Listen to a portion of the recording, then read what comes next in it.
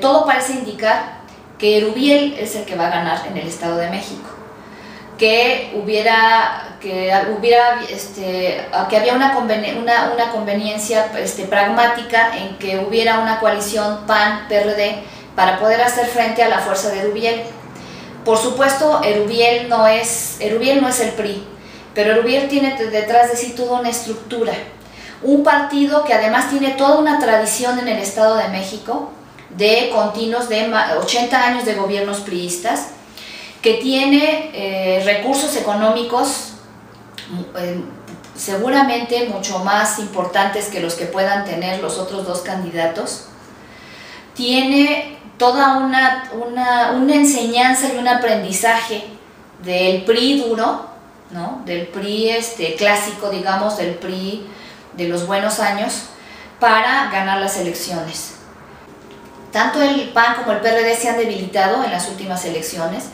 El PAN, en gran parte, en función de su desempeño, tiene que ver con el desempeño del presidente de la República, porque no perdemos la costumbre de vivir en un sistema presidencialista y los ciudadanos siguen pensando y siguen poniendo su atención en el presidente de la República y lo que hace el presidente de la República y sus logros o fracasos.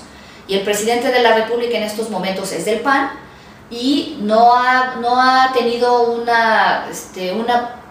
unos resultados muy afortunados, digamos, en lo que respecta a la lucha contra el narcotráfico y la delincuencia, ¿no? Es que es una de las cuestiones que se le recriminan y que podría pesar en el ánimo de los electores. La otra, por supuesto, es el nivel del desempleo y la precariedad en el trabajo. Y en el PRD se ha dinamitado desde adentro, o sea, es un partido en el que se ha apostado justamente, podría yo afirmar que otras fuerzas políticas han apostado a la destrucción del PRD desde adentro.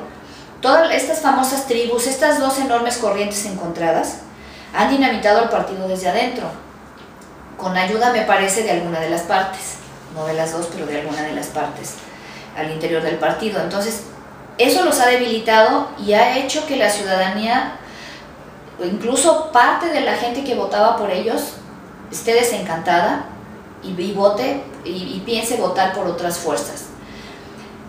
¿Qué podríamos pensar a lo mejor como posibilidades o como escenarios? ¿Que la gente que deja de votar por el PRD va a votar por el PAN? ¿O que la gente que deja de votar por el PAN va a votar por el PRD? A mí me parece que ante ese desencanto más bien voltearían a ver al PRI y voltearían a ver al PRI con cierta nostalgia, con ese PRI de los buenos años, ese PRI de las buenas décadas, ese PRI de los subsidios, del libro gratuito, del ISSSTE, del Seguro Social, el PRI que resolvía muchas demandas, porque sí hubo solución de demandas a pesar de que el costo social también pudo haber sido alto en ciertos sectores de la población. Hay una nostalgia por ese PRI, pero además hay una nostalgia porque en los tiempos del PRI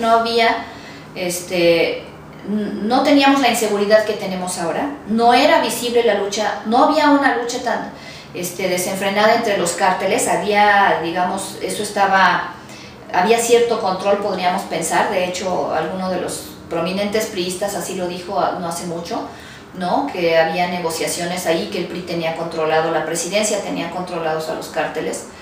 Había empleo, había condiciones mejores de vida, había muchas posibilidades para el futuro que no hay hoy. Entonces, ese electorado desencantado de PRI y PAN, de PAN y PRD, por supuesto, va a voltear a mirar al PRI. Esa es una de las posibles ventajas del PRI para 2012.